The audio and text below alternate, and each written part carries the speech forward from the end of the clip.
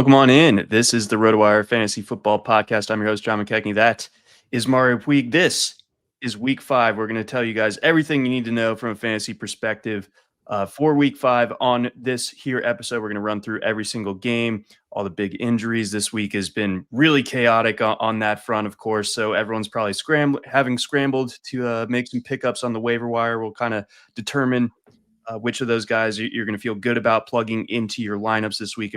And we have, I think, 4 teams on bye as well, with the Bears, the Packers, the Steelers, and the Falcons all off this week. So actually, funny anecdote. I'm in a super flex league, Mario, and I thought I was the king by getting 3 quarterbacks on the right.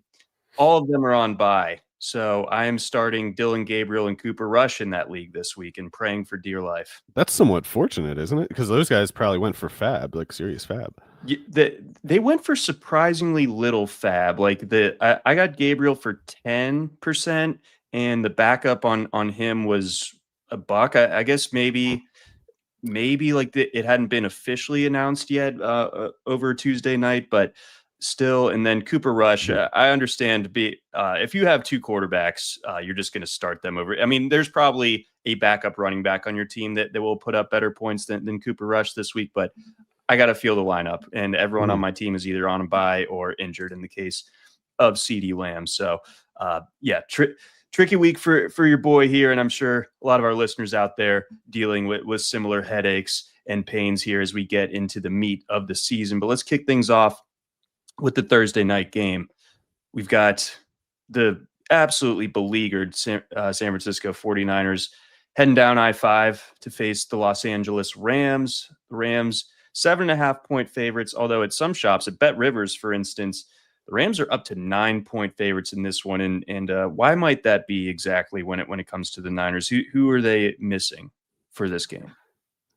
Not only are they down Jordan Watkins, they also are without Brock Purdy, Ricky Pearsall, Juwan Jennings. So I really don't know how a coach in Kyle Shanahan's position is supposed to handle this. I know they have to go out there and play, but man, this is brutal. So the only reason the Rams might not cover, in my opinion, is a combination of sort of not taking the game lightly exactly, but having like the understandable hangover effect of just kind of like the short week, plus they've had a couple harrowing games in a row. The Eagles, the Colts, it's been kind of a probably pretty tiring 20-day stretch for the 49ers, for the Rams, but man, they could not catch a team in a worse position than the 49ers are in the same time frame.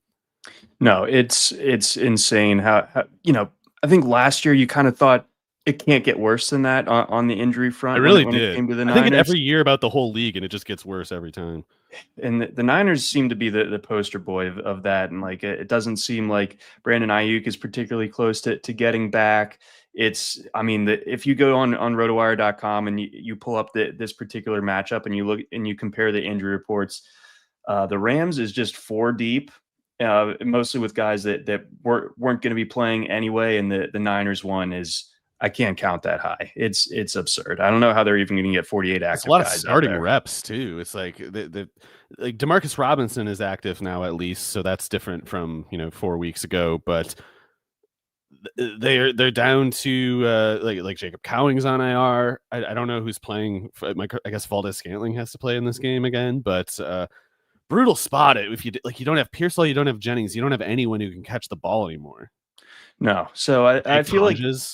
I think he's startable at this week, but beyond that, it's really hard to find much fantasy appeal on the Niners this week, and hopefully they'll get a little bit healthier during the mini bye after this one. But yeah, the only real case I can think of for taking the Rams against the spread or the Niners against the spread is just the Rams. I think there's a weird dynamic going on where they haven't covered a spread where they're like 7 or more point favorites in quite some time. Like the narrative is like they don't blow teams out, so they win all these games. But they used their one big play of the season last week with Tutu Atwell, and even Nakua, when he goes nuts, it's always like 12 catches for 140 yards. Exactly. So they're not overly explosive, but I just think the Rams or I'm sorry, the 49ers are just not really going to be able to generate much more than 13 points in this one. And therefore, I do like the Rams in this spot. And of course, Nick Bosa out on the defensive side God. for the Niners too. And I think my guy, Robert Bob Beal, also not going to be out there, unfortunately, for the Niners. So that's kind of our quick snapshot of that game. Let's move on over to Sunday morning. We've got the Vikings and the Browns. This one in London. We've got Dylan Gabriel taking over for the Browns. The Joe Flacco era, chapter one, or maybe chapter two, I guess, in the Browns case, is done. I'd be surprised if he doesn't start again at any point this year, but I do think that they're going to give Gabriel a little bit of leash here, and then once he runs out of it, Shadur Sanders is going to, I think, get a handful of starts down the stretch as well. But as a result, we see the Vikings 3.5-point favorites in the spot. The Vikings have obviously been over in Europe for over a week now, having played against the Steelers in Dublin last week. They got kind of blitzkrieged by the Steelers. I did Oh, not. this sucked. They sleepwalked in that one. Yeah, so you figure this week that they will kind of straighten back up, but They're mad. They looked stupid. They're gonna want to make the Browns look stupid as a payment. so what is a realistic expectation for Gabriel in this Browns offense in this spot? Because we're seeing a total here down at 35.5 at FanDuel. Yeah, it's bad. I of course could be wrong, and I'm not the only person who doesn't think Dylan Gabriel's a serious starting quarterback prospect. So there would be a lot of other people who could be wrong too. But I don't think we're wrong to assume Dylan Gabriel is sort of a backup at best. And even so, for this to be the context of his first career NFL start is not fair to him. Like they should have just, even if they like, especially if they thought Flacco was no good and useless, they should have been like, yeah, well, the penalty for being the useless stopgap guy means you also play the games that no one else wants to, and we don't want the rookie playing on overseas on the road against the Brian Flores defense. So Joe, you're just going to have to take another round of beatings. For some reason, they decided Gabriel should take those beatings instead, and it's not going to be a useful evaluation context if he struggles. Like if he does badly against the Vikings defense, it's not like you can say, well, this is proof that he sucks, because most quarterbacks don't do very well against the Vikings defense, and especially when they're rookies, and especially when they're starting on relatively short notice, and especially probably if they're playing internationally. So I expect the game to go horrifically for the Browns offense, but I agree with you that Flacco will start more games this year. But I guess the one thing we can maybe take from this is, like, if no matter how badly Gabriel does, they're not going to, with few exceptions, they're not going to bench him next week. They're going to give him at least one more try, because this one's like, how could you possibly fault him for struggling? Yeah, it's like starting with like lead shoulder pads or something. Like it's just like it's going to be impossible for him, I would think. And then on the Vikings side of the ledger, what did you think of the kind of general target rotation last week with Jordan Addison returning to the fold? Well, I don't think the Vikings will sleepwalk in this one the way they did the Steelers game, like especially the defense. It was like, I don't know if people had a chance to watch. Kenny Gainwell did nothing impressive in that game. He was just being allowed to just kind of run with no contact wherever, whatever direction, whatever the play design. There just weren't defenders there for some reason. I doubt that'll be the case in this game, but if it is, the Vikings would pay a high cost against Keyshawn Judkins, because if you gave Keyshawn Judkins the running room that Gainwell had last week, he'd be going for like 180 yards or something like that. So I don't expect that to happen. I expect the Vikings to show up. But even if they do, even if the Vikings defense shows up again, I don't know how much you can put on Carson Wentz. Like, I thought for sure he'd be an upgrade over JJ McCarthy, but God, Carson Wentz is just disgusting bad, man. You saw when he was coming back onto the field for that last drive last week, he was terrified. You could tell, like, I saw that and I was like, oh God, he doesn't want to play. He's going to get wrecked. He doesn't want to play. He's scared. And wow, was that true? That was 100% true. He was too scared to think. He could not get to read number one, let alone two or three. Carson Wentz is terrible, and if he feels the least bit of pressure, he will fold. Bless you, Jen. I don't know if this is one such game where that happens, but Myles Garrett, Mason Graham. The Vikings offensive line is injured right now. I don't know. The Browns could have like they could somehow win this game just because the defense creates 14 points off of Carson Wentz. But yeah, otherwise, if the Vikings had a halfway functional quarterback, the Jordan Addison return would be pretty significant. And having a 3-man pass catcher rotation of Jefferson, Addison, Hawkinson would be pretty substantial for any defense, including the Browns. But they don't have a quarterback, so I guess I'm taking the under on this one, whatever it is. Yeah, this one smells like a 20-13 type of game, and that takes us to the under, definitely. Our guy Quincy has a running back question for us. He's going to be starting Derrick Henry and Tony Pollard, but he also picked up Tyjae Spears. I'm going to guess that's Justice Hill. So a couple of handcuffs and Sean Tucker. Would you drop any of Spears, Hill, or Tucker for Isaiah Davis with Braylon Allen's injury? Man, that's tough because, in my opinion, Tyjae Spears has a pretty limited workload upside. He's always just been so injury prone. I doubt they'll ever give him, in the event that Pollard were out, for instance, I don't think Spears gets 20 carries exactly. I could be wrong. But I'm even more sure that Justice Hill will never get 20 carries in the event that Derrick Henry were out. So No. For me, I would drop either Spears or Hill, and I guess I'm leaning Hill. But in Tucker's case, it takes another injury, of course. But if Rachaad White were out, Tucker can be a 3-down player. So I see a lot more upside in Tucker and Davis than I do Spears and Justice Hill. I'd probably drop Hill for Davis. Yeah, Hill, his like last week, you're already like paying for last week's production, right? Like there's no chance that he's the Ravens lost is what it means when Justice Hill had a good game. Yeah, no, that's actually 100% true. And they had a bad game, and he had a great game as a result, at least for fantasy purposes. Scored on that opening drive, scored to close it out, and nothing good for the Ravens happened in between those two plays. But yeah, I just don't see it. Like they would call up Keaton Mitchell or Rasheen Ali would get a little bit more involved. Like the role is going to stay the role when it comes to Justice Hill, whereas Tucker Spears has the ability, but he just gets hurt so much. I just don't know if that's ever going to change. Exactly. We do have another question. I'll just hit this quickly. Logan wants to know Woody Marks or Amari DiMercato. I think Marks by a million. Yeah, I'd say Marks for sure. Yeah, I mean, and also the Ravens' run defense is really bad right now. No DL.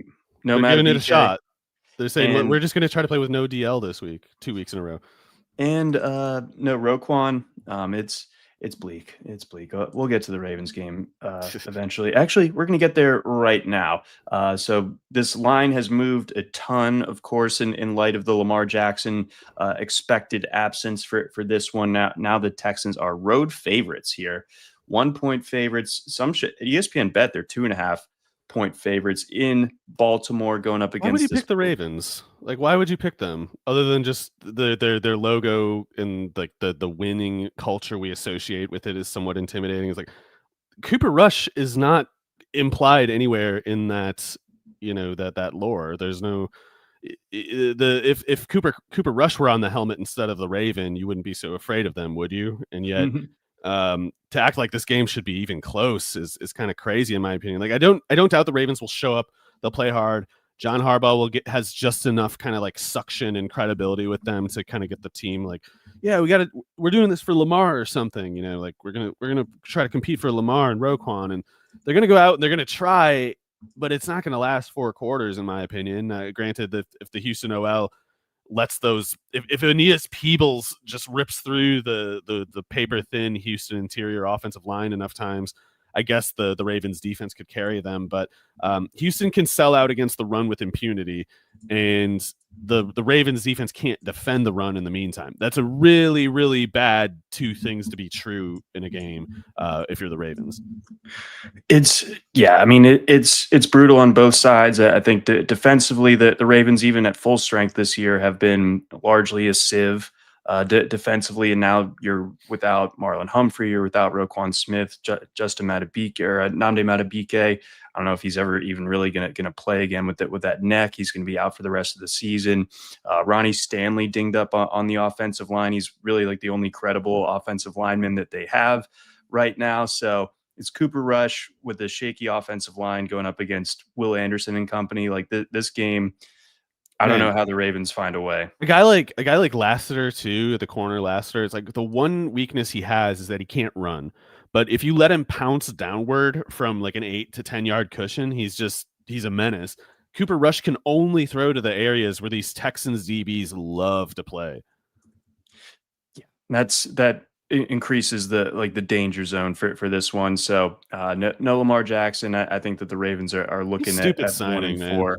Those Tyler Huntley signings made sense, but Cooper Rush, it's like, what, you're tanking? Fair enough, I guess, but like that you might as well just put anybody back there. That's not the offense. That's not how it works. Shouldn't have let Malik Cunningham out the door.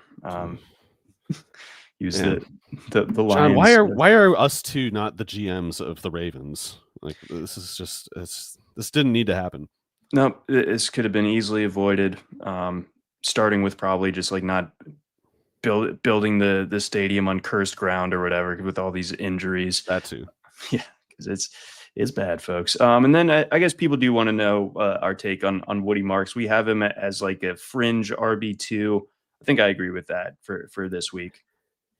Yeah, I don't think he's great or anything, but he can definitely catch passes. And if the Texans are going to give him the kind of usage that he got last week, then I mean, what is there to even debate? 17 carries, 4 catches. That's like a running back 2 at worst. So definitely playable for this week. Trying to get to as many of y'all's questions in the chat as I can. There are a couple of questions about Zay Flowers versus Tet McMillan this week. I think I'm starting Tet, but I'm hoping to start both of them. I guess I could see benching Zay Flowers. I could see a lot of like really empty calorie production from him, but I think McMillan against the Dolphins projects a little bit better. Yeah, I'd ideally start both, but McMillan against those corners, we like McMillan, and that's about as easy of a matchup as I'll ever see. And speaking of that game, that one's up next. We got the Dolphins 1-point favorites on the road. Obviously, the Miami, a big epicenter of the fantasy discourse this week with Tyreek Hill going out for the season with an injury that I'd not care to never see again. That was I still haven't seen it, and I'm trying to go the distance. Impressive. I made it like years without seeing the Kevin Ware injury, and then someone snuck it in, and I saw it, and I was like so mad about it. After I saw the Tyrone Pro throw one, I was just like, yeah, I got to make sure I don't see whatever that was ever again. Yep, and smart man for that. So nicely done. But yes, the Dolphins are 1-point favorites without Tyreek Hill. What is this offense going to be able to do, really? I don't know, man. I think Tua is just absolutely awful. I'm not convinced that he's better than Cooper Rush even. And I think Cooper Rush is a player who like I would just run the wishbone if it came to it. I'd be like, sorry, we're going to run it 60 times. There's no second possibility. Tua without Tyreek Hill is pretty awful in my opinion. And I say that as someone who thinks Jalen Waddle isn't a slam dunk all pro talent. And I think the fact that Waddle's numbers have fallen off so hard the last 2 years is another indication of proof that Tua Tagovailoa just should not be playing NFL football at all. The Darren Waller detail is interesting in that it's kind of introduced the same crutch that Tua had last year in Jonnu Smith. Mm-hmm. Like Jonnu Smith was just getting spammed with targets. And I think Jonnu is awesome. But definitely part of that usage was just because Tua couldn't throw it anywhere else and was sort of just hot potatoing it in Jonnu Smith's direction. So if Tua is going to do this hot potato offense, adding a guy like Darren Waller, if Waller can still run like he used to at all, then that's going to help because Waller's a total freak athlete when he's really locked in. So the 2 touchdowns were fluky, but I could see Waller being like a top 8 fantasy tight end the rest of the way. But or rather I should say, until his hamstrings explode again, which will probably be like right away. I think the Dolphins lose. I think the Panthers are a much more serious team. Interesting. I think Bryce Young's terrible. He's terrible too, but I just think that the Panthers are more committed to running and with like a power ball control field position emphasis. And I love Mike McDaniel, but if they don't get Ollie Gordon going more in like early parts of games, like they're never gonna be better than just dependent on Achane big playability to just kind of like drag them along. Yeah, I had to scoop Tua in in my NFFC league because Lamar is going to be out, and I only drafted one quarterback, so I had to spend a little bit over 10% of my budget to get Tua. So I'm hoping that at least for these next 3 weeks or so that he can do enough. I And I hope so. think I have doing Waddle is on a safe. bunch of places, so if Tua gets going and there's no Tyreek out there, that can only be good for me. Yes, and that team also has Waddle. So hoping that it just kind of gets spammed that way. And then, did you have any interest in Malik Washington? I'm not sure if he was already rostered in this particular NFFC league, but I did not see him get picked up this week. So I'm guessing he was stashed somewhere. But I'm not you a know, huge fan. okay. I don't understand why they signed Nick Westbrook-Akine to make him to go with this all 5'9", 175-pound receiver group that they had before the Tyreek injury. I didn't mean to skip over, but on the Panther side, Chuba Hubbard sounds like he's injured still, like worse than last week. But I just don't care because I think, be it him, Dowdle, Trevor Etienne, I think the Panthers should be able to run in this game. And we talked about Tat McMillan a little bit before. Like him going against those Dolphins corners, that should be.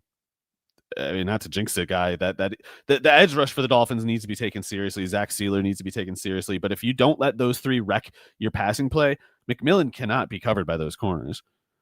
Fun Zach Sealer fact: I think he was the last draft pick by Ozzie Newsome in Ugh. Baltimore. And they let him go be a better player for another team.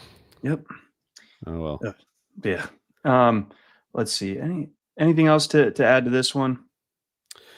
Not really. I expect it to be ugly, but I think the Panthers are a little more committed to controlling field position, and I think that will pay off in the end for them.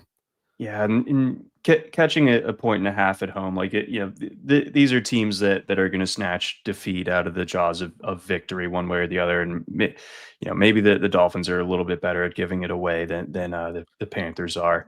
I like that call. Quincy wants to know: would you drop Chase Brown for Woody Marks? I mean, we've reached this point. It's barely October. Chase Brown, an early third, late second round pick. I think by the time that Early summer was second. over. Early second in some spots. I do remember seeing that. I try not to drop him though. I'd try to drop someone else on your team, but I would try to get Woody Marks for absolute sure. Yes. Yeah. Try to drop someone else. There's got to be somebody else that you can let go of because it might turn around for Chase Brown. I'm not totally sure. He's going to get the usage at least, and you can't say that about just any running back, especially not just any on the waiver wire. It is funny though. I shared this graphic from you. It's a pretty insightful data visualization from CSV Enjoyer on Twitter, just doing a breakdown of each offensive line by their EPA per gap in the run game. The Bengals unsurprisingly have negative EPA no matter where they've been running this year. It's crazy. I think they're the only team that has an offensive line that's been that ineffective.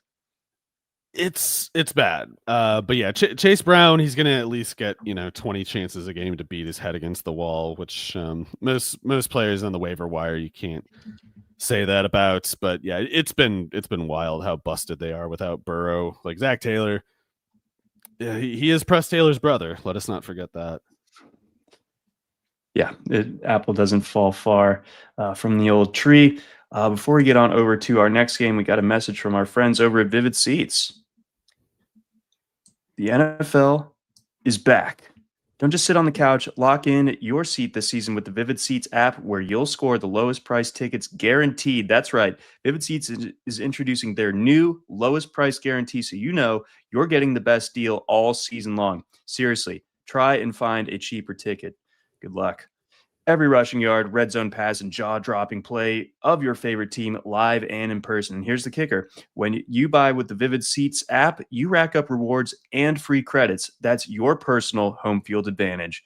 And if that wasn't enough, Vivid Seats is offering you $20 off your first $200 deposit purchase with code ROTOWIRE. That's code ROTOWIRE, ROTOWIRE. So suit up this NFL season, and download the Vivid Seats app to get the best deal in the game with the best prices. Terms do apply. So again, Vivid Seats offering you $20 off your first $200 ticket purchase. I think I misspoke and said deposit. So purchase, $200 purchase. Use that code ROTOWIRE. And we also got a message from our friends over at Mega Sports Progressive. Elevate your game with the ultimate sports contest, Mega Sports Progressive. Dive into a world of excitement with 3 progressive jackpots and a chance to win big every week and every month. We're rewarding 1,500 lucky winners, distributing over $50,000 in monthly prizes. All you do is answer 15 daily sports props. Add up your correct responses for the week's cash prizes and tally the week's totals for huge monthly cash rewards. Megasports Pro makes it fun and easy to join. This is a thrilling opportunity to be part of our growing community of sports enthusiasts. Sign up today and unlock a chance to win big every day, every week, and every month. Sign up is free, no commitments, no credit cards. Your first 9 days of play are free. Visit megasportspro.com today. We also got a message from our friends over at Blue Wire. Before we get to our next game here, quick one on tight ends. We were just talking about the Panthers. Tommy Tremble or Mason Taylor.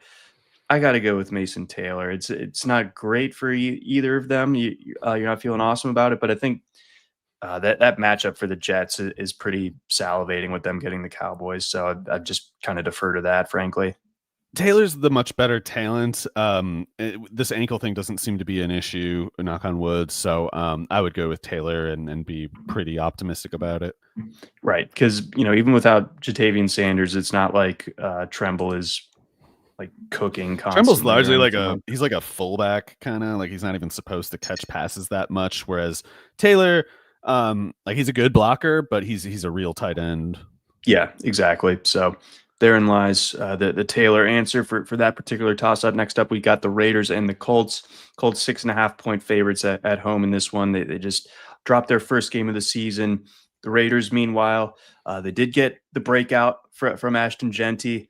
Thank you for knocking some sense into me last week. I was getting a little frustrated through those first 3 games, but looked like Ashton Genty last week. Chip Kelly finally letting him stand how he likes to, like Michael Myers back there, and my goodness, the results like a scarecrow. The scarecrow, yeah, it's so awesome. Like I don't understand how it works, but you can't argue it with the results, really. But moving on, or just kind of catching up on this game. I'm kind of, if I want to save the Lions this week in Survivor, I'm thinking hard about Indianapolis. I feel like the Raiders are kind of, especially after losing last week the way that they did. And Colton Miller. Mm-hmm. Sorry, you were talking about the Colts for Survivor. Yeah, for Survivor. Right? Yeah, I feel good about them this week. The Raiders' offensive line has been bad. Even last week, it probably didn't play particularly well, and yet you're taking out their best starter at the most important spot. And the Colts front 7 does have some disruptive players. I mean, I would more so be concerned with DeForest Buckner and Grover Stewart, but those two can cause problems for the interior, and then Latu, Pay, somebody can cause problems on the edge too. So I'm not sure that the Raiders are going to get much of that downfield game going at all, and I worry about Genty kind of getting kind of like thrown back into the well in this one. Yeah, it could be slow going for this Raiders team. Have you taken a closer look at what Geno Smith's struggles are? Is he just not a good fit for this Chip Kelly offense? Because the turnovers have really come in bunches this year for him in a way that we hadn't seen during his run in Seattle. Yeah, I think Geno's always been a guy who needed some amount of cover. He didn't really want him like going 4 wide, 40 pass attempts every game. You want him to operate in a structure where the run game buys him some cover. But I think he's just kind of so it's mostly been against the Chargers and the Bears, and then the other 2 games were okay.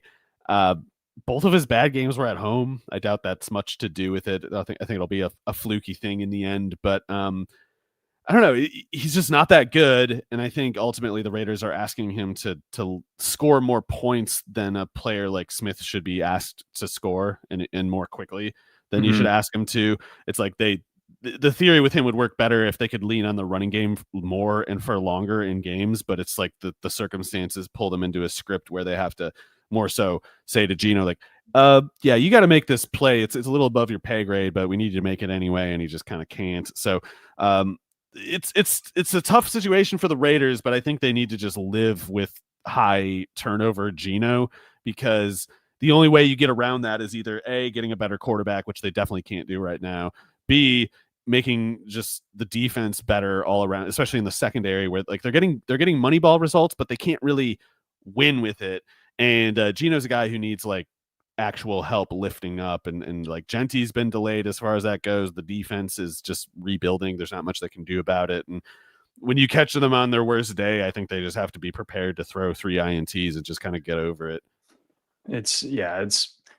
I thought that the Raiders would claw their way to like Kenny Pickett can't help. Year. I don't know if there's any ridiculous Raiders fans who don't know who Kenny Pickett is yet, or just don't have perspective. But benching Geno will not help your problems. If you want a 5 INT quarterback, then Kenny Pickett can help you. What's AOC doing? Is he still hurt? I'm guessing he must be. I think so. I think he's kind of bad too, personally. It's like with Geno, at least, like, he can make some ambitious throws. You don't want him to. You don't want to ask him to do it too often. It's like with O'Connell, it's more like a Pickett thing where it's nothing's on the table. You just can't do anything. Although I will give O'Connell credit. Like, he plays within himself. Pickett thinks he's like. I think he's like one of those guys who yells Kobe when he throws it. Like, no, dude, you're not Kobe. Oh man, yeah, he's not even Swaggy P. But yeah, AOC, I got a respect for, because he looks like our friend JL, and he's got a mustache, so got to respect him. Quick question here from our guy Jonathan: would you trade away Jordan Mason for Addison, just based on that playoff schedule? But trade him within that same team. Current running backs, I don't like that. I don't like it either, because I think Mason's like a top 10 running back the rest of the way, and I think Addison's more like a wide receiver 3 the rest of the way. If they had a really good quarterback in Minnesota and they were throwing for 5,000 yards like they're supposed to, then I would say Addison. But as it is, they don't have the quarterback to throw that many viable targets, and Mason bridges that gap for them specifically. And then another one, trading away Mason and Pickens and Charbonnet to get Quentin Johnston and Godwin. No. I think that's somehow worse. I'd rather have Mason and Pickens than Johnston and Godwin, let alone throwing in Charbonnet. Yeah, exactly. So leaving that be. Moving on, we've got kind of a game I'm more interested in than I definitely thought I would be coming into the year. We've got the Saints playing host to the Giants. I like Jackson Dart, man. I just do. I love Cam Scatterbo. I am very aware that Dart is probably not a guy that, we talk about this a lot, where a quarterback with some serious warts to his game, you don't want to get him in a spot where he has to throw it 30 times in a game. Like, they have to keep a lid on the passing volume. And I think that, they have that ability because they're able to run the ball well.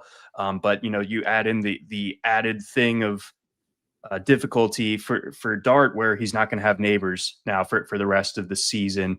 So tricky spot for them going into New Orleans. But I don't know, the Saints are pretty bad in their own right, of course, as we're all defense is quite keenly bad. aware. So I kind of like the Giants here, but let's hear your thoughts.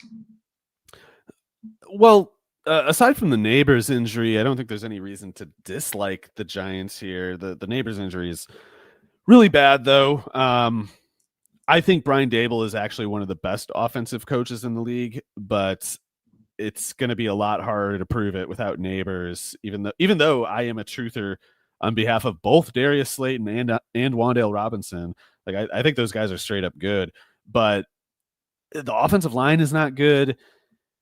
I love Scatterbo, but I don't know if I really like the chances of a proper Scatterbo offense being able to win NFL games, even against lesser teams, especially going to New Orleans. I mean, the team isn't particularly intimidating, but like the venue just kind of makes weird stuff happen sometimes, usually not to the benefit of the visiting team. So if the Giants win this game, I think it'll be another testament to how good Dable is. And I do think Dable's good. I know he doesn't have many defenders at this point, but I think Dable's clearly good. But they'll need that pass rush to do a lot of the lifting. And I don't know who their defensive coordinator is, but to their credit, they've done a pretty good job of getting all three of those edge rushers involved, including sometimes at the same time. Like sometimes they'll have Abdul Carter, Kayvon Thibodeau, and Brian Burns all on the field, which it's not an easy assignment in my opinion, but getting it done, you got to get your best players on the field, figure it out, and they're kind of figuring it out. So I think the Giants are making the most of the materials they have on hand, and I generally think the same thing about Kellen Moore with the Saints, but I'm not as convinced. Like with Dable, I'm pretty much a Dable truther. Like I just think he's good. Kellen Moore, I think, might be good, but I also think Kellen Moore is kind of figuring out who he is exactly as a coach and doesn't know for sure what he wants to do with this team. So I expect both teams to kind of put forth a good effort insofar as neither team is very talented, yet sometimes overachieve. But if I have to guess, like which one's actually going to play, proactively well, like I don't really want to have to make that guess. It's like they're both rebuilding teams. No, absolutely. We're not expecting beautiful football here, but I think we're going to get an entertaining game. I really do. I'm just excited to see what Dart does for the second week in a row.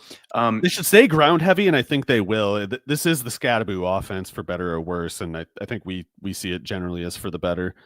And so funny, the picture of Scadaboo at the end of the game last weekend, where his jersey is somehow dirty despite playing on turf, it was just amazing. Like he is so. There's that, and there's like some clip of Brian Dable trying to do an interview or something, and there was like whooping or screaming in the background, and Dable's just like, "That's sorry, Scadaboo. That's Scadaboo.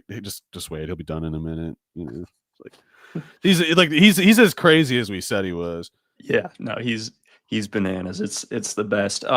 There is kind of an interesting tension that I wanted to dig into a little bit further when it comes to the Giants offense, an offense that really, like I was saying, can't throw the ball a ton, can't go full air raid or anything like that. But the absence of Malik Neighbors opens a pretty significant vacuum of targets, right? So Darius Slayton was a very popular pickup in a lot of spots. He went for about a quarter of somebody's budget in the NFFC, and it was a competitive bid too, because the runner-up was 21.3% of the budget. So your thoughts on Slayton's fantasy appeal, given that the Giants probably aren't going to be throwing it a ton, and we don't really know if Dart is a deep ball guy whatsoever. I think Dart has a little bit of a ability and like an inclination to throw it deep. Like I definitely don't see a flinch in him to do it. I do worry about his ability to like correctly identify the opportunity. Like I'm worried about Dart kind of just loading up and being like, here we go. And, maybe not looking at what he's throwing at first, but Slayton is a good player. He's a bit limited, I guess, in that like even as a Darius Slayton truther, I wouldn't want to be using him on like 5-yard slants. I wouldn't want him getting more than 6 targets in a game generally, but he's so good at making those long distance strikes that I think getting a guy like Slayton 50 snaps, 5 to 6 targets most weeks can be part of a very well budgeted offense, because he is good at making those long range strikes, and reestablishing that threat every so often opens up things for everybody else, even if it's not actively landing in this game. And if it does land, it's like you got 100 yards and 2 catches now. So there's not that many players who can quietly help an offense as much as Slayton can. And even though he goes quiet for some times, like he's still helping. And then when he does get his big bang plays, like they go for a lot of yardage and oftentimes touchdowns. So the Dable factor, I think Dable's going to see the need to budget, reallocate some of this usage that went toward Neighbors to instead go towards Slayton, Robinson, Scadaboo, and it'll have the Dable kind of effect of it'll be a good play design. It's like Darius Slayton is not only in the position where the Giants need to get him the ball, he's got a coach who's good at cooking up those kind of plays for him. So it's not the position you want to be in if you got to play Slayton, but I think if you kind of if bye weeks, injuries, disappointing other picks are kind of pushing you in that direction, it's a good matchup, and he's a good player, and he's got a coach who's motivated to use him. Right. And there's, now all of a sudden a little bit more incentive to get him the ball with Neighbors being out. And I do agree that Dart is someone who's willing to get it downfield. I mean, at Ole Miss, him and Trey Harris was a pretty electric combo in that sense. All And of them kind of like, even those like Antwain Wells types would kind of get going downfield a good amount. that's true. I think he went by Juice Wells, if I remember. I don't know. Anyway, I went to Ole Miss one time last year, and Jackson Dart ruined my day. But other than that, we do have a pretty interesting here, deeper league flex question with these four guys. So starting it off, you got to get it right between Amari DiMercato or Michael Carter. That in and of itself is tricky. Or would you use Troy Franklin against the Eagles on the road, or Tyquan Thornton on the road against a Jacksonville defense that looks pretty good? I know that we'll get to this a little bit more, but I'm kind of just wait and see on these Cardinals guys, and I'm not expecting either of them to be great in Trey Benson's absence. So I think I lean with Tyquan Thornton. Really, not Troy Franklin? No, Franklin he runs so hot and cold. I know that with Worthy being back for the Chiefs, that that's fewer targets to go around to someone like Thornton. But I trust the level at which Mahomes is playing right now. So that kind of serves as my tiebreaker. Like even if the targets aren't voluminous for Thornton, I think they're going to be quality, and I think he's shown that he can make it work when he does get targeted. Yeah, fair enough. I would probably go with Carter just because I'm prone to just take running backs, and I am a resolute DiMercato doubter. I'm not really a Carter truther, but I think Carter's plainly better, and I think Carter has shown that he can produce with opportunity in the NFL. Titans defense is pretty good. Will probably get worn out over the course of the game. But if you don't want to go with one of the Arizona running backs, I kind of prefer Franklin just because even though I want the Broncos to give him fewer snaps, they won't do it. I think Marvin Mims is clearly the better player, but be it because of Bo Nix and his familiarity with Franklin from Oregon or whatever else, it seems like he cannot get moved from that slot receiver role. But I do think Thornton's a good player if they keep giving him targets. I'm a little worried about Worthy kind of hogging a lot of space. Yeah. I mean, now that I think about it, like we might be settling for 4 targets when it comes to Thornton, where maybe like 6 or 7 is more reasonable on the table. So chasing the probability, Franklin, I guess makes sense there. But I don't know. I'll just stick by my Thornton one because that's what I said. But it's hard to feel amazing about any of those. So best of luck to you. Next up, we've got pretty fun one up in East Rutherford. We've got the Cowboys going up to face the Jets. A statement tie for the Cowboys, of course, on Sunday night. That was like a Super Bowl win for this team. They might as well just call it a year. That's as good as it's going to get. That was a lot of fun. That I had so much fun watching that game. And so the Cowboys are 2.5-point favorites against this Jets team that, boy, it started bad for them. I don't know how to like sugarcoat it or really find a ton in the way of bright spots. Yeah, the Jets are terrible.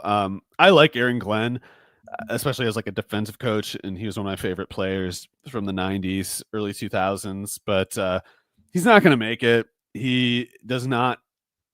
It's not that Glenn lacks anything as like a coach. What he might lack, though, is the politicians' senses that you need to succeed as a coach in the NFL, because as a head coach in the NFL, because this GM of the Jets and Aaron Glenn are not on the same page. It's like they have different interests at this point. And John, I kept thinking, like, it's so weird that there keep being this drip in the media about like the Jets might trade Breece Hall. The Jets might go with the cheaper, younger, higher EPA per dollar spent on contract option in Braylon Allen. And it's like, why do they keep framing it this way? That's a weird thing to care about. I don't know any real football coach who would care about these things. The real football coaches care about yardage, points. That's it. And Breece Hall is not actually in any sort of contest with running backs like Braylon Allen and Isaiah Davis. There's no comparison. It's not a serious subject to raise. It's just not equal at all. It's not comparable at all. And yet you keep hearing this drumbeat about like the Jets might want to trade Breece Hall if they're not very good. It's like, okay, so those reports, if they are sourced well, are coming from the front office. They're not coming from Aaron Glenn. Aaron Glenn wants Breece Hall because Aaron Glenn wants to win right now. Aaron Glenn does not have the luxury of assuming like that 38-year-old GM or whatever that the Jets have that, oh, I'll just have 2 or 3 years to make this work. Aaron Glenn will be the first one fired when something goes wrong there. And so when you see people pushing like Breece Hall trading, which is tanking, there's no like production way to, there's no production oriented argument to make for Braylon Allen over Breece Hall. But the drumbeat was persistent. And Breece Hall, unsurprisingly, played much better than Braylon Allen through 4 games. It's not actually subtle. It's very clear. It's obvious. No one actually believes Braylon Allen's better. But they were drawn in by like, but he's cheaper. And Breece Hall's in the last year of his contract. And we know, John, we would never re-sign a running back to a contract. Never. No. You cannot re-sign running backs to contracts. So no matter how Especially if bad they're it makes good. your team, no matter how bad it makes your team, you have to trade the running back who's on the last year of their deal. And yeah, especially if they're good. Like I remember Kevin Cole saying once, like, sure, Derrick Henry and Nick Chubb are barely worth it as second-round pick running backs, but the extensions you have to sign them to just aren't worth it. So I would never draft a running back in the second round, especially if he was good, because then there would be more expectation that I re-sign him, which is the worst thing you can do, even if you win the Super Bowl after doing it like the Eagles did and whoever. Okay, anyway, so like you can see this is like a political argument to me, and I'm irritated by it. But the number of people who have fallen for the idea that Breece Hall is worse than these other running backs it's just so absurd. And everybody who's saying it doesn't even believe it. They're just repeating something that they think they need to repeat. I'm disappointed in the Braylon Allen injury, not just because of, the injury to him. I don't want to see anything bad happening to Braylon Allen, even though he's a lot worse than Breece Hall. I'd like all these guys to get as much money as they can. But now Braylon Allen doesn't get to show how much worse he is than Breece Hall. And now all these people get to be like, oh, well, we weren't wrong. He just got hurt. You were wrong. Breece Hall is way better than Braylon Allen. Aaron Glenn paid a high price in that Dolphins game for not knowing the same, even though he should have. That fumble might have been where the game ended. And like, why do you have Braylon Allen on the field anyway?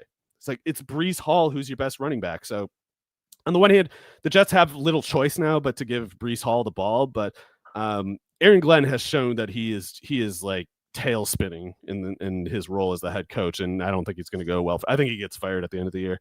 Jeez, man, the Jets they stay losing. I do kind of with the Cowboys, they're pretty easy to figure out. Like if you have a primo piece of that offense, you are absolutely rolling it out there. But I think just kind of looking longer term, like is this Jets defense one that like you feel good about targeting in DFS? Like I'm kind of thinking that there's something rotten on that side of the ball that I wasn't really expecting. Yeah, they have weak personnel at linebacker. The defensive line isn't an overt strength that it was in previous years. And Brandon Stevens is a safety who needs to stop playing corner. So I do worry about whoever's going to get, like in George Pickens' case, I'm a little tiny bit concerned about him going against Sauce Gardner probably every play. They might get in a fight. They might get in a fight. George Pickens might get abducted by aliens at any moment, get brought back to his home planet. There's a lot of stuff that could happen with that guy. He's the loosest of cannons. It's the best. He's a cannon in all directions. It doesn't even make sense. But yeah, he's crazy as hell. And going against Sauce Gardner, it could be, a lot of grabbing on both players' parts. A fight could easily break out, as you said. But then it's like Brandon Stevens is so bad on the other side. It's like, well, I guess Jalen Tolbert might get going or something. So you definitely can assume the Jets defense will give up big yardage somewhere. It's just usually not going to be Sauce Gardner. So if you're going against an offense, if you're the Jets and you're going against an offense where there's only one good receiver and that receiver lines up on the boundary, that guy might not get as much production as you would expect given how many points his offense is likely to score. So in this case, it's like maybe Pickens only gets 6 catches for 80 yards and a touchdown. If so, the other 100 yards or whatever from last week probably gets redistributed amongst like the running game and Jake Ferguson and maybe even Tolbert or Turpin, I guess. But yeah, I think Javonte Williams is in a really good spot. You're starting Pickens if you have him for sure, because the talent and the target share overrule the matchup consideration, even if it's Sauce Gardner that he goes against every play. And Ferguson, I mean, geez, he might finish as like the TE5 or something. Yeah, like I think he's better than like the production in the sense where like I feel like he's getting by on being a PPR merchant. I think he's a lot better than that, like as a pure talent. But for fantasy, like you're taking it as a PPR merchant because he's getting like 7-8 targets, sometimes more per game. And he's catching like 80-90% of them. That was a tough defense that Pickens was lighting up. And I know people are kind of saying like, oh, Nate Hobbs just sucks. It's like, this is the first time Pickens has played with a quarterback any better than like end stage Ben Roethlisberger, you know? So Dak Prescott plus Pickens should be quite explosive. I'm liking how that looks, and I like how it looks for this Sunday against the Jets. Obviously, like the Cowboys kind of struggle on the road, but they struggle everywhere. I don't know. This game's going to be good fun. At blowing it or ruining your bet against them. That's kind of the Dallas doesn't really do any third thing. No, they do not.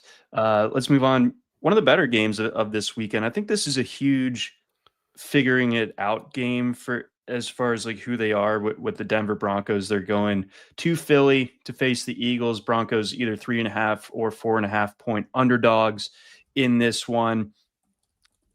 Yeah, I can't quite figure out the Broncos yet because they were obviously super hyped coming into the year, and they've won some games so far, but they've only beaten kind of bad teams, in my opinion. And they took care of business against the Bengals on Monday night, that type of thing. So I'm still not all the way there with this Broncos team. Whereas the Eagles, I think they have their own warts. I think that I saw that like they've kind of like stopped using play action, which was obviously such like a superpower for them last year. And the passing game has just been kind of non-existent. Like I think if you drafted AJ Brown or Devontae Smith, you're kind of just left holding the bag at this point. Like I don't even know what you trade them for, just because the offensive trajectory is just not suited to them producing on a week-to-week basis. Because the Eagles kind of know they can just win these games ugly and just bully teams for 4 quarters and just get out with like a 5-point win and not really impress anyone along the way. And even Saquon Barkley, I think he's been, not really like having the explosive runs that we were so used to a year ago. Maybe those are coming, but I think this offensive line for the Eagles, maybe not as good as it was a year ago. I think it's kind of, not to say that these guys have all gotten worse or anything, but I think playing through injuries and kind of just being dinged up has sapped some of the kind of trump card effectiveness of this offensive line. Yeah, I think what people are seeing as regression in the Eagles offensive line is more just an example of the margins getting pressed, and it's happening to the whole offense because the whole offense is getting as an ongoing ecosystem kind of thing. It's like defenses and offenses adjust to each other, counter adjust to each other constantly, and the more visible your team is, the more in the off season the other teams will spend time thinking about how to stop you specifically. The amount of time they spend thinking about it and the amount of resources they pour into the personnel designed specifically to stop you. So the Eagles have been doing this bit for 2 or 3 years now, where the offense is basically this somewhat predictable thing where the ball goes to Barkley, Brown, Smith, or Hurts runs it. There's not really that much else that happens. And Hurts tends to throw to some areas, but not others. In my opinion, it's because he has clear limitations as a passer. But what I think we're seeing is like the 2-year project of defensive coordinators around the league trying to answer this previously impossible to answer question of like, well, what do you do if the offensive line is dominant and they have like a Saquon Barkley and they have an AJ Brown who's pushing you vertically, and like, how do you resolve this tension? And the best answer that I can think of is these defensive coordinators have figured out so specifically where Hurts throws and from what situations, from what personnel looks, from what drops, they figured out situationally the tendencies of the Eagles enough that they can kind of sit on those things that used to work better in the past under a little bit more of an element of surprise. And now the element of surprise is gone. And I think ideally the Eagles would unveil like a new threat. Like they'd be able to get Dallas Goedert going enough that it would force the defense to spread themselves thinner in the places where they're currently sitting so well on the AJ Brown and Devontae Smith routes. And I say Goddard just kind of out of a lack of other options. I mean, we can't ask Brown or Smith to fix it. Saquon Barkley's doing everything he can. I don't know what's supposed to give other than like Hurts needs to make some better throws than he has to this point, or like the Eagles need to establish a new pass catching threat to force the defense to reallocate itself a little bit. But I think the Eagles will get out of it eventually. I just tend to believe that with Brown, Smith, Barkley, that OL, there's so much talent and help from scrimmage that a guy like Hurts, even if he has to kind of like struggle through it, I think he'll eventually get through it. But you're right, as far as like AJ Brown, Devontae Smith, fantasy investors, it's a short season. You know, the so much valuable time is already gone, and like the Eagles need to spend more of this precious time now figuring out all these questions that they face. I don't know if they're going to do it in a way that the fantasy investors find acceptable, but I think the Eagles will be fine. Yeah. Now, in a weird way, I almost like the Eagles pass catchers more in a difficult matchup like this one against the Broncos, because it means that they're going to have to actually play their A game, right? Like they're going to have to get the ball to AJ Brown and Devontae Smith a little bit and get some running lanes open for Saquon, because they've been able to just, you know, I know that, you know, the Bucs win is nice and everything, but in the Rams win, I mean, they've beaten good teams too, but so I get it, but I think that this is like a good spot. I think that the heat is getting turned up a little bit on Sirianni and on Hurts in the Philly media. Just like, why are we like not throwing the ball? You know, AJ Brown's kind of throwing fuel on the fire with his social media posts, everything like that. So I don't know, maybe that like against all odds, because conventionally this is a tremendous Broncos defense. Maybe like this is a week where like the Eagles kind of like nut up and look a little bit more like last year where everything is clicking. I think they'll win. I expect the Broncos to make things tough on the Eagles, especially because the Broncos defense is so good. But I think what the Broncos lack is a durably proven offense of their own. It's like the Eagles are going through their lowest point as an offense, and I still think they're a better offense than the Broncos are. And the Broncos, I just don't think Bo Nix is that good. I think he's done well with the T-ball setup so far, but when he's been really pressured in a game with stakes involved, he hasn't been so good. And I just think like the worst of the Eagles will generally outplay the median range play of the Broncos, and anything less than the Broncos being at their absolute best is not enough to win against a team that has just kind of a lot of cushion. The Eagles, I would like, they have various things that fall back on when the first thing fails, and I don't know if the Broncos have anything to fall back on other than their defense.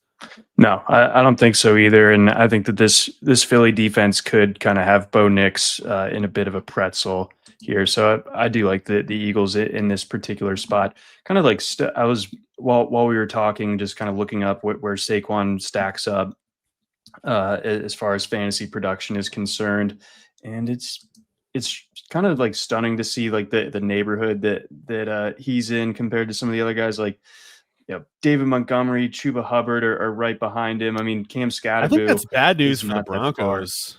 Honestly, like, I think that's bad news for the Broncos. Closer. Well, I think it's bad news for the Broncos because it's like, you know, that 40-yarder is going to happen soon. And if it hasn't happened in recent weeks, you got to assume it's your unlucky time.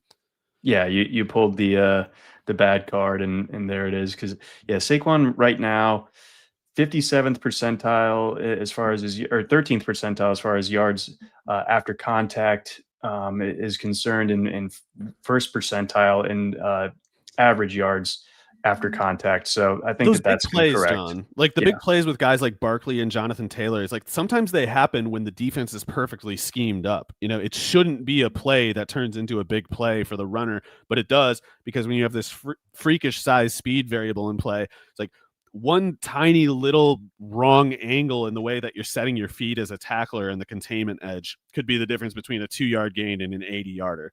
So Bingo. Barkley he presses those odds in a way that very few running backs do. And if he's been slow for a month, it's probably, you just don't want to play him in that fifth game.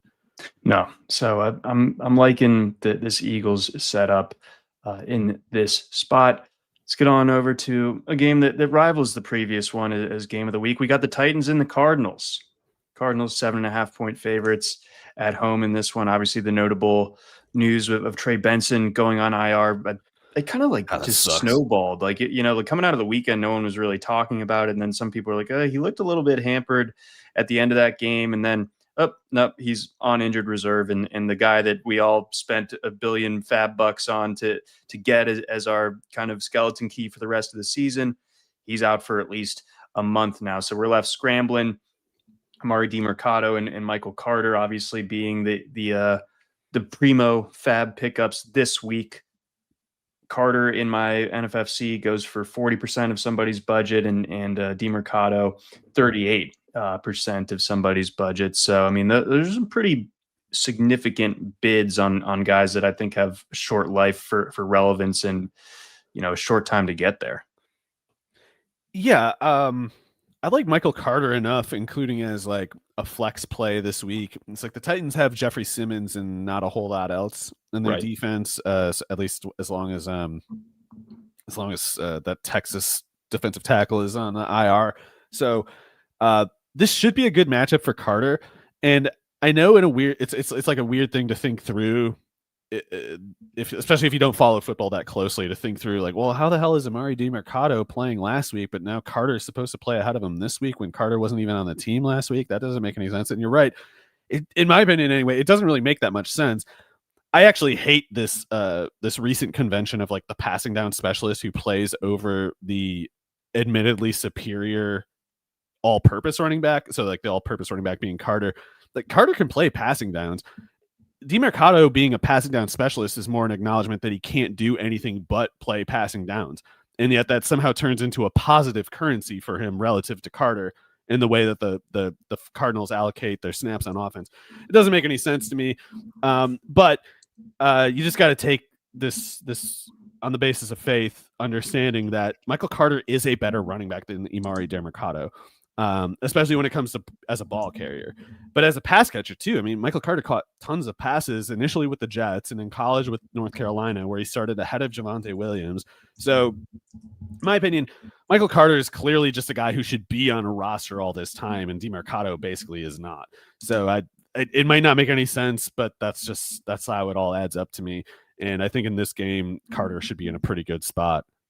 Okay, and then looking a little bit further, I think anytime that the Cardinals play like a standalone game, the magnifying glass gets held up to Marvin Harrison a little bit more. Yeah. And my goodness, the pitchforks were so out for him, especially in the first half of that game. Like that, people were saying crazy stuff on Twitter about how bad of a pick Marvin Harrison was for fantasy or in real life for the Cardinals. This guy can't play. Picks it up in the second half, turns in what ends up being a solid fantasy day for him. But I feel like this spot against the Titans, like if not now, then when?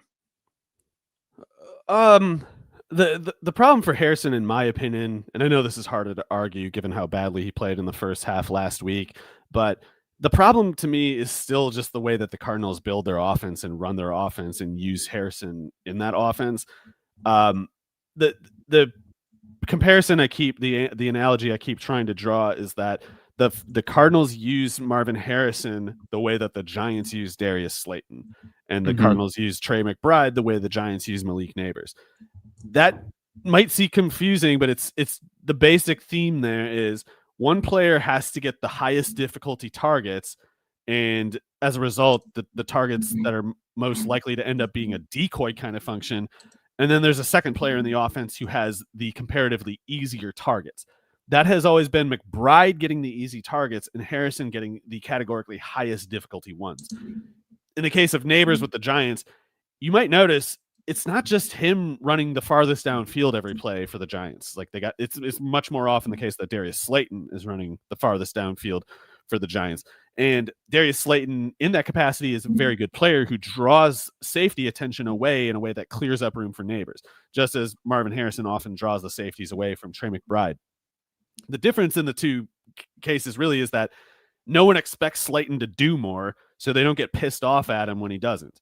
But in the case of Harrison, they're like, well, you were the second overall pick. I took you, 10th overall in best ball in 2024.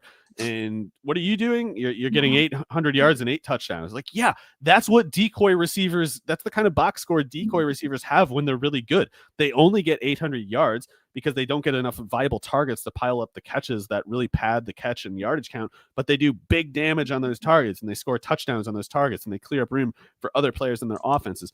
But with Greg Dortch on the field, with Zay Jones on the field, you're always going to have Harrison playing as the Slayton analog, regardless of what your intentions are, as Drew Petzing or whoever. It's like if you try to just say to Kyler Murray, just throw it to Harrison on this one, okay? Like, well, the defense is calibrating itself in the way that it would acknowledge Harrison as the decoy guy, not as the guy who's freed up with the most real estate. So, like, in other words, when the Cardinals force the ball to Harrison has much less yardage around him than Neighbors does when the Giants do the same thing, because there is no decoy for Harrison. There is always the decoy for Neighbors. Harrison is the decoy for the Cardinals. No matter how much the Cardinals and Petzing try to like wrestle with this situation to get more yardage to Harrison, it can't work because it's forcing something. It's forcing a look that isn't open. The look would be open organically if instead of Greg Dortch or instead of Zay Jones, you had like Dante Thornton or Arian Smith or Shamir DK or someone that they could have picked in the 4th round. If they have that person running the route instead of Zay Jones or Greg Dortch, then Harrison can finally not be the decoy. But for now, because of the way they have that Weaver guy from Colorado playing last week, like the worst wide receiver depth chart I have ever seen in the NFL. It's so disgusting, and that GM should be fired in addition to Petzing and Gannon. It's rough out there. I mean, are both of these coaches going to get fired? Yeah. Although in Callahan's case, I almost feel bad for him because it's like, what did you expect him to do? Like, you ran out Mike Vrabel. I assumed you were going to stick with this Callahan guy for a while, especially since the GM annihilated the roster too. It's like they suck. They're supposed to suck. It's kind of funny that they might fire Callahan for the team being bad when it's like the team being bad is why you hired Callahan. Do you not see how it all works? Yeah, no, they're hot. Or Tim Robinson hot dog naming. Who could have done this? We're trying to find the guy, and it's pretty obvious. Suit. Yes, that's right. Let's see. We do have a question. Rest of season, you like JMO or Matthew Golden? I'd say Williams with like absolute certainty, but I want to leave a little bit of cop-out room that like I do think Golden's good, and I think if LaFleur just stopped being the way that he is, LaFleur could put up numbers right away. But whereas in Williams's case, I think Jared Goff is the only limiting factor. But at least I don't have in Williams's case, I don't have to worry about him playing like 28 snaps in a game like I do with Golden. That is true. Yeah, Golden. The frustrating usage so far. I thought that last week was going to be the week that he kind of broke out and didn't quite happen. He's on a bye this week. I just feel like JMO, I know that you can say that there's similar target share concerns between him and Golden, but I think JMO a little bit more proven at He's on the field. He's on the field at least. We like that. That opportunity is important in fantasy football. Let's see. We've got a couple more afternoon games to get to. Before that, though, we do have a message from our friends at Chalkboard.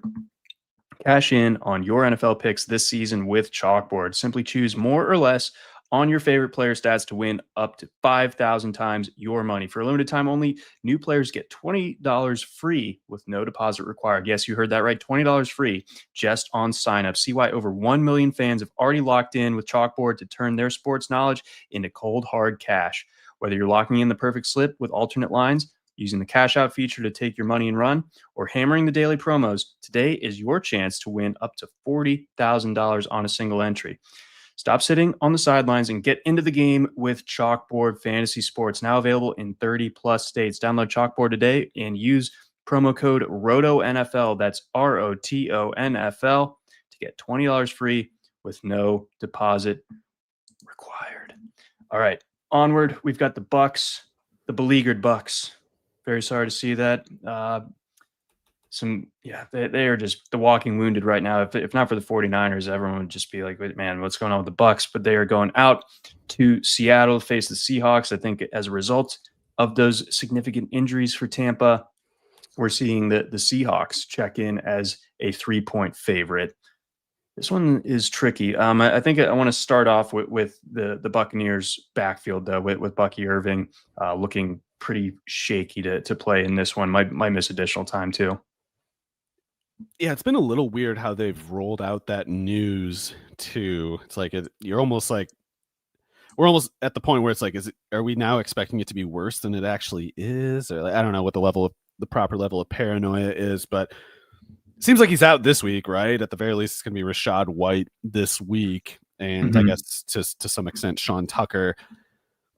I definitely think Irving is a uniquely good player from scrimmage, but I don't how to say this. I think if an offense needed Bucky Irving to truly carry it in a given week, that offense would be in kind of some trouble, as it were. And I'm not convinced that the difference between Irving and White is where the win and the loss is decided.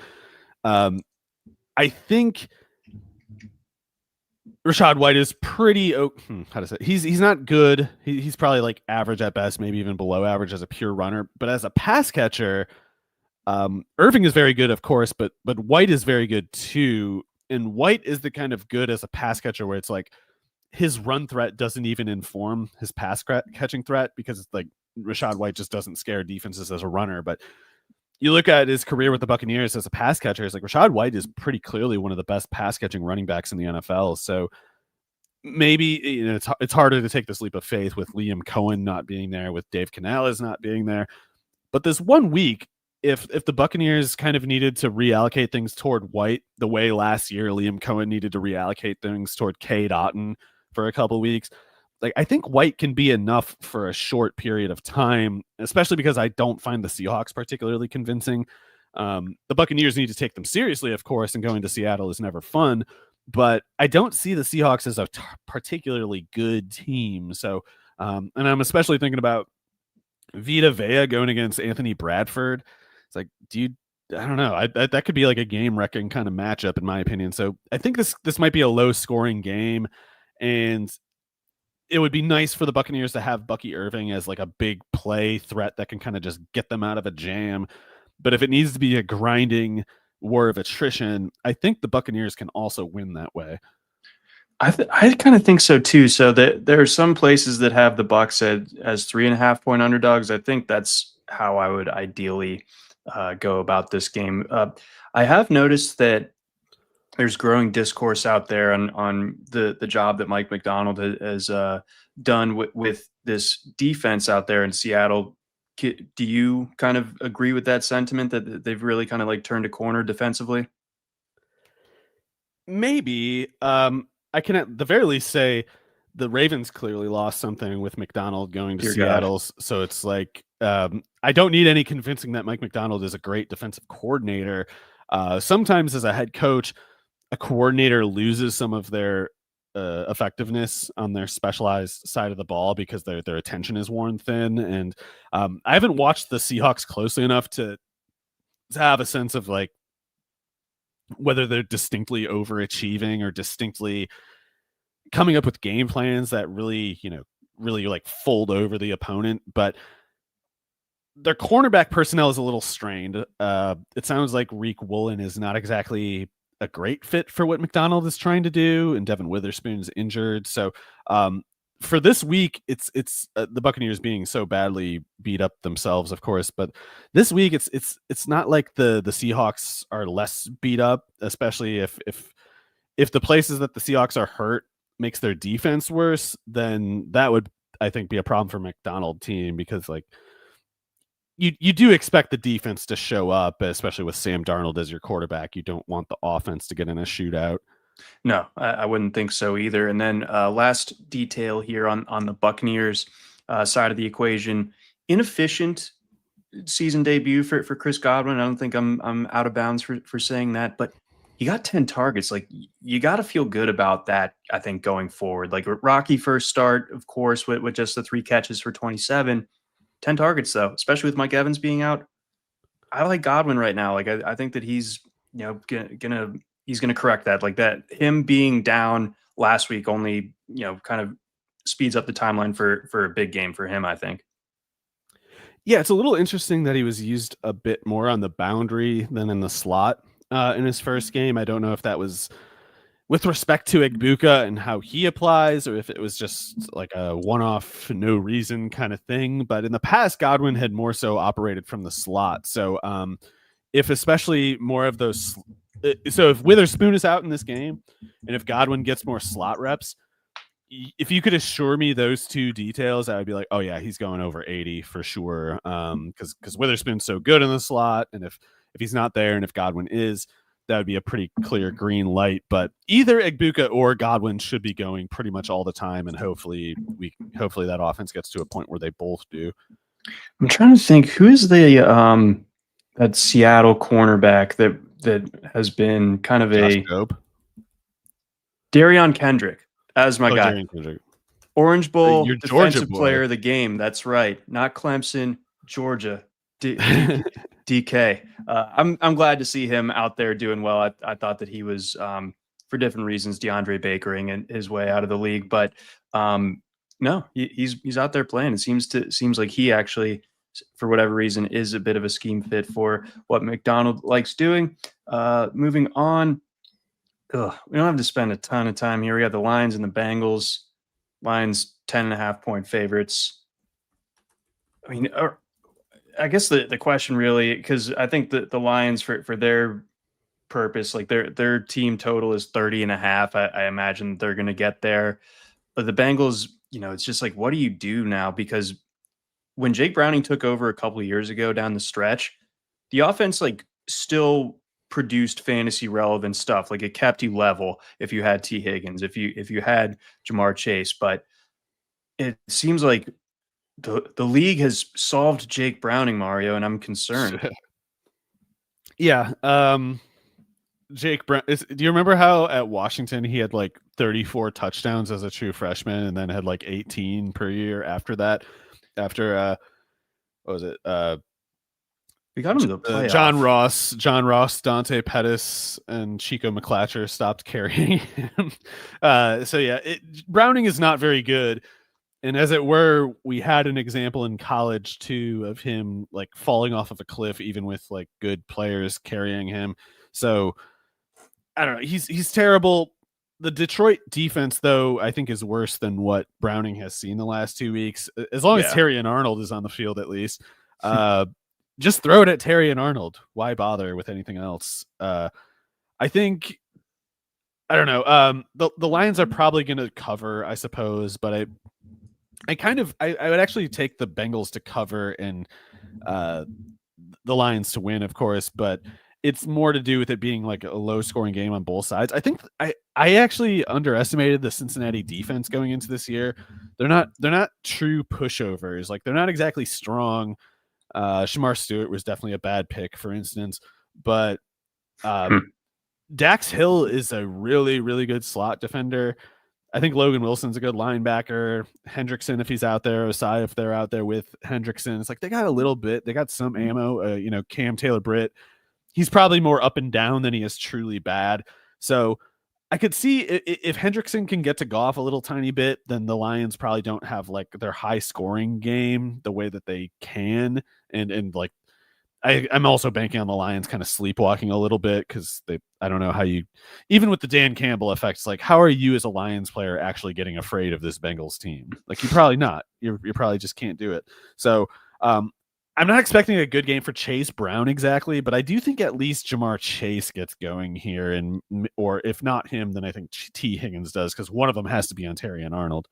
Yep, and Arnold a bit of the liability in that secondary right now.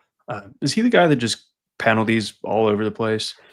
Yeah, I mean, holding in DPI is pretty much legal in college football relative to the NFL rules, and some of these Nick Saban CBs, like they really get in the habit of just putting their hands on receivers like 20 yards downfield, and like people watching the Kool-Aid McKinstry and Terry and Arnold tape are saying like, "Oh, you can coach that out of them." And it's like Aaron Glenn couldn't coach it out of him. Dan Campbell and the people he has on staff, they're still trying to get Terry and Arnold like, hey, stop holding every play. And he just like keeps grabbing. Coach, I got to hold him. Even when he's not, even when he's like on the guy, you'll see Terry and Arnold reaching out to grab needlessly. And it's like, I guess it should be coached out of him, but it hasn't been yet. So Jake Browning really bad, but I think in this game, he can at least get you like empty calorie numbers, or I'm crossing my fingers as a Jamar Chase investor that he can do that much. Yeah, no, because like you said, like you're not getting potentially like the full brunt of the Lions' ire this week. They're probably maybe looking ahead just a little bit. They're still going to win, I would imagine, but I think that there could be some room in here for the Bengals to do a little something on offense. Got a couple more left. Finishing off the afternoon, we got the Commanders and the Chargers. Jaden Daniels coming back for the Commanders. This one in LA. Chargers 2.5-point favorites. Yeah, the Chargers definitely caught in a difficult spot last week. The Giants played really well against them. I'd expect the Commanders to play well too, but what I can't tell is how good I think the Commanders' defense might be. At least with the Giants, those 3 pass rushers gave Justin Herbert a lot of trouble, and Justin Herbert without Joe Alt will probably struggle with the pass rush in this game, even if the Commanders' pass rush isn't particularly good. And I don't know how good I think it is. It's good enough to cause problems for this version of the Chargers' offensive line. That is probably safe to assume. The real question for me, I guess, is can the Commanders run the ball at all in this game? The Chargers normally go to great extents to deny that possibility to the opposing offense. And I think it falls hard on a quarterback like Jaden Daniels if his team can't run at all, especially if he can't participate in the expression of that run threat. And I have no idea how that works. Like, I just can't really picture the Chargers defense trying to, stack up against Daniels in the way that he runs the ball. Like, it wouldn't shock me if Jesse Minter had them perfectly well prepared for that look. But just the same, it's like Daniels is obviously uniquely good at it. You need some amount of talent to leverage against Daniels to stop him from producing in those looks, and it's always easier said than done. So it might come down to Daniels making some big plays as a runner off tackle, but he might be able to do that, and if he does, I think the Commanders should be in a pretty good spot, especially because I worry about Herbert and the Chargers offense. Like if you're going against the Chargers right now as a defense, you say we got to stop Hampton. We got to make sure Herbert's in 3rd and 7. And when he's in 3rd and 7, we know he's in big trouble because those tackles can't block. Pipkins can't block, and now they don't even have Alt on the left side. So we just got to get them in that spot. What? And furthering on the Chargers offensive line woes, like does this concern you for? I think myself included, everyone wants to kind of stamp last week as like Omarion Hampton's like official arrival. He looked so good last week, but do we worry that the offensive line here moving forward while they're dealing with those injuries to tackle, like kind of puts a small bit of a cap on that? Yeah, it definitely hurts. Losing a guy like Joe Alt, it makes the projection worse for team stats like 3rd downs converted, yards per drive, things like that, which necessarily come at the expense of a player like Hampton. Because if those drives advance, if he gets into scoring range, there's all this fantasy point potential that just might never happen because Joe Alt isn't there. But I think you're still starting. Like, I'm not nearly as worried about Omarion Hampton as I would be like a Chase Brown or something like that. So sure. I might not be. After a sort of breakout game like last week, as a Hampton investor, I might be feeling like, okay, now it's time to really get my reward, my true feast. Like that's not quite what it is yet, so you got to wait a little longer. But I'm still more reassured with Hampton than I am concerned because it's not unusual for rookie running backs to start a little slower. Like even Jonathan Taylor, it's like he people were calling him Trent Richardson and stuff until like November his rookie year. So yeah, it's like it is a different game, and these offenses they're particular. They're not necessarily the same as what these guys have worked with coming up in college and high school. So it makes sense there would be an adjustment period, and it also makes sense that once a guy like Hampton gets past his adjustment period, he does go nuts pretty much regardless of the matchup because like the volume should be so good, and he is big, fast, strong. Yeah, he is all those things. And then lastly, Washington, they get Jaden Daniels back, but their receiving core is banged up. I think they're all top three of their pass catchers on Wednesday were not practicing. I think Debo will be out there, but Noah Brown's dinged up, and of course Terry McLaurin, quote, trending in the right direction. And we still have a couple days worth of practice reports to come out, but would you entertain the idea of, especially like DFS or super deep league, of rolling, someone like a Jalen Lane or a Luke McCaffrey out in this spot, just kind of min price dealio? Well, in some leagues, you just got to chase the snaps. I mean, it's just as simple as that. And if those guys are going to play, it's a better fantasy start than the guy who plays 15 snaps or 20 snaps or whatever. So, as far as calling any of one of them doing, I don't really know where the matchup is favorable for the pass catchers for Washington, because those corners, those safeties, those linebackers for the Chargers, they're coached very well in their zone coverage. It's a lot of zone stuff, and it's a lot of schemes by Jesse Minter to put these defenders in a position where it's see ball, get ball. That's what you always want to make the game for your defenders as a defensive coordinator. So see ball, get ball. As an offensive coordinator, you want to make it the opposite. You want to make it, where's the ball? Where's my guy? Where's it? I don't know what's going on. So keeping the eyes on the offense with the zone coverages that the Chargers use, that makes things tough for, I think, a guy like Deebo Samuel, who it's like, he's such a menace when he has like one step and one little bit of free space to generate some momentum as a runner, especially if the defensive back is not looking at him. But if everybody's facing you, if you're hitting like a perpendicular kind of collision, no matter what way you try to advance the ball, that makes the yards after the catch a little tougher. So I don't know. I am wish casting a little bit, but I think I think the Commanders should pretty clearly try to make this a Chris Rodriguez game, if only to tenderize Tier Tart and Jamari Caldwell in the middle a little tiny bit, and Tuli Tuipulotu on the edge a little tiny bit, because I don't know why in terms of coverage the Chargers would struggle with these receivers. I think you need to kind of like put those corners in a more difficult position than they're used to. Find some way to make it a little harder for them, because if they just need to cover these receivers, they're probably going to be pretty comfortable doing it. Last one for me. This one pertains to the Chargers. I sense some hand wringing about Lad McConkey. What's up? Like it's hard to I think it's kind of simple. Right, I think it's kind of simple as like the Chargers went into this year assuming like Lad will pull the safeties, Keenan Allen will get the one-on-ones. I don't know what they thought about Quentin Johnson exactly. Maybe they're like us and they're like, why the hell has Quentin Johnson been so good? But I think they generally imagined like, oh, well, Lad in the slot, we're going to use him a little farther downfield than most people use their slot receivers, and maybe that's going to drain his catch rate a little bit. But the big plays will make up for it, and he's going to buy all this room for a run game and our tight ends and Keenan Allen.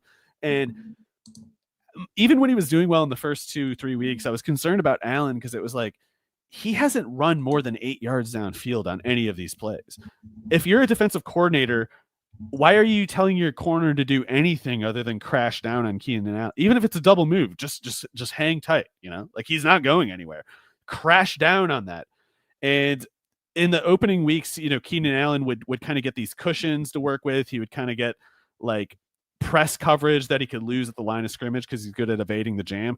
But if you cover Keenan Allen with like a 6 to 8 yard cushion and tell that corner, hey, just don't move from this spot, I don't know what Keenan Allen can do in that situation.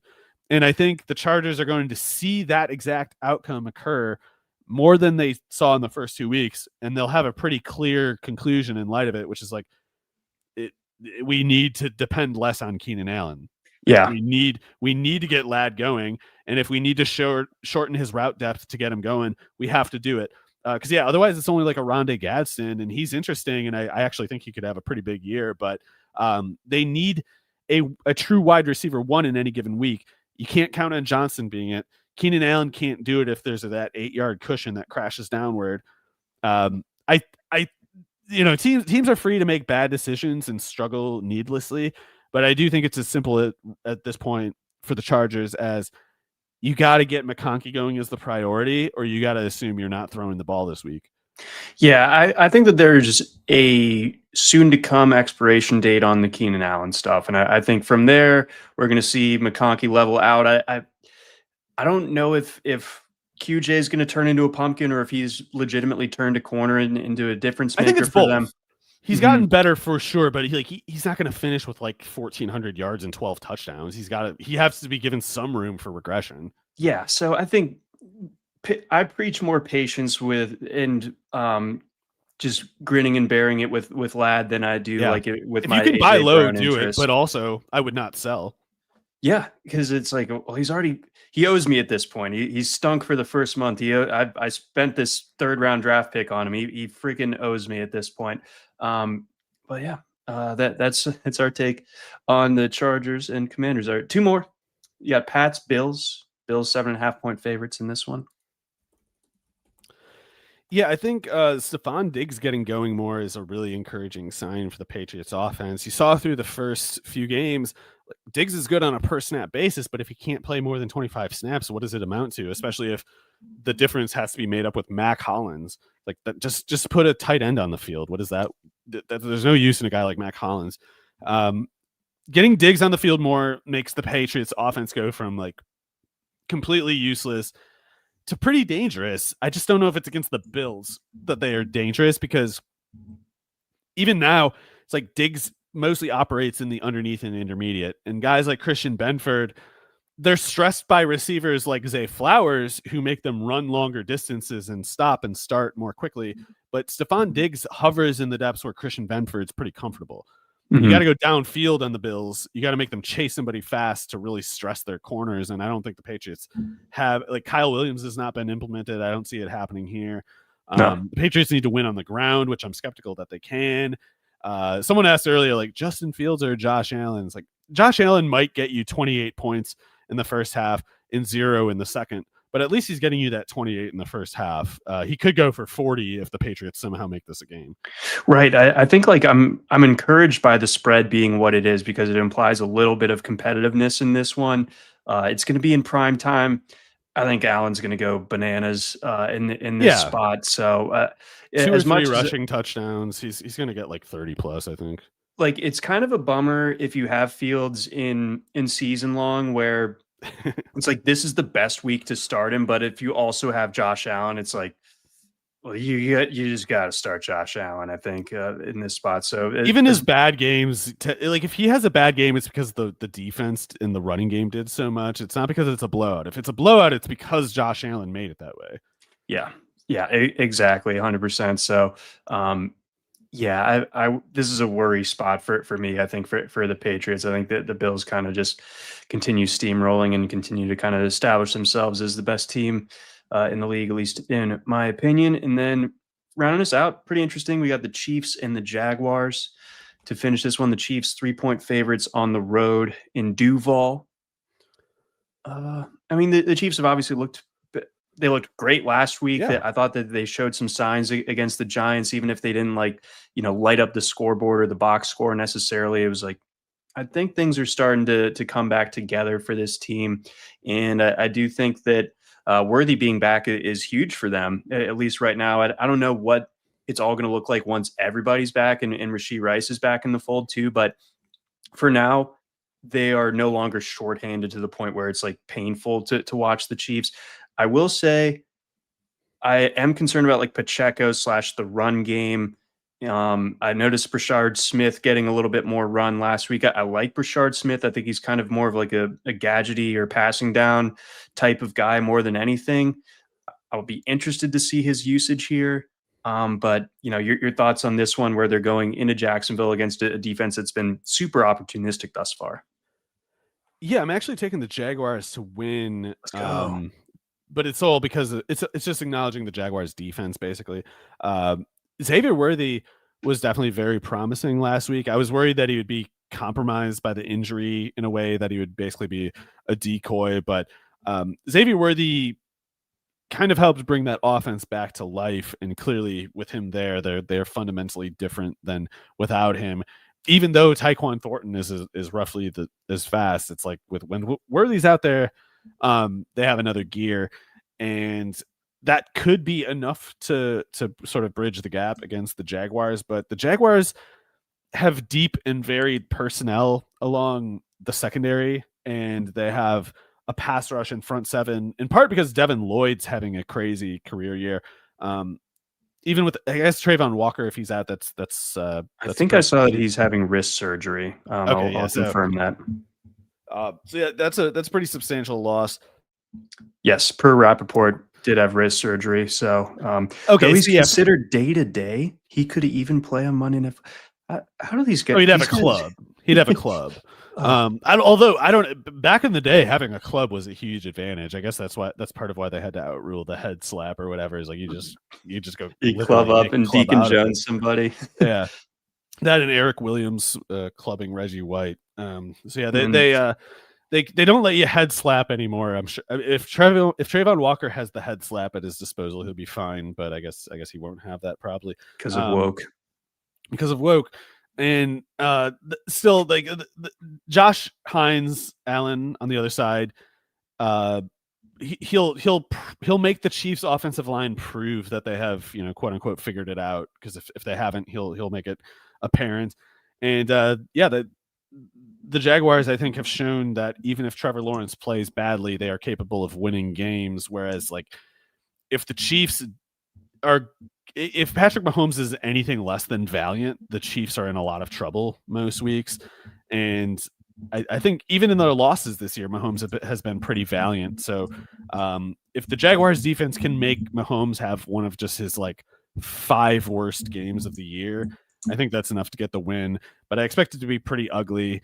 And I don't know. I am also probably picking the Jaguars because I don't believe in the Chiefs running game. I don't think Pacheco's the problem, but I think when the Chiefs are turning to a guy like Smith, it's indicative that like they're pretty short on answers themselves, and they're like crossing their fingers as their real plan. Yeah, they got to do so. Like I wonder if the Chiefs would entertain the idea of trading for Alvin Kamara. I feel they like should trade for, like, I don't know, a bunch of people. Honestly, like they should trade for probably like a receiver and a running back, and I don't know, maybe like a right tackle or something.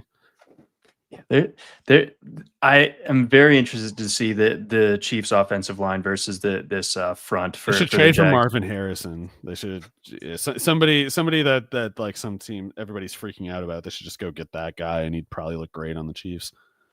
Yep, they love doing that. I mean, who could forget the DeAndre Hopkins Chiefs of last year? Well, I'm hoping your Ravens remember that because he's still effing good, man. I'm still a believer in him. We got to be in charge of the Ravens. It's just we can fix this. Gone on too long. It's not that hard. It's really not. But that, I believe, is going to do it for us here on this edition of the Week 5. All the things you need to know. RotoWire Fantasy Football Podcast. Big thanks to our sponsors once again at Chalkboard over at Mega Sports Progressive and at Vivid Seats, in addition to our presenting sponsors over at Blue Wire. For Mario Puig, I'm John McKechnie. Thanks for listening. Be sure to tune in to our DFS episode Friday.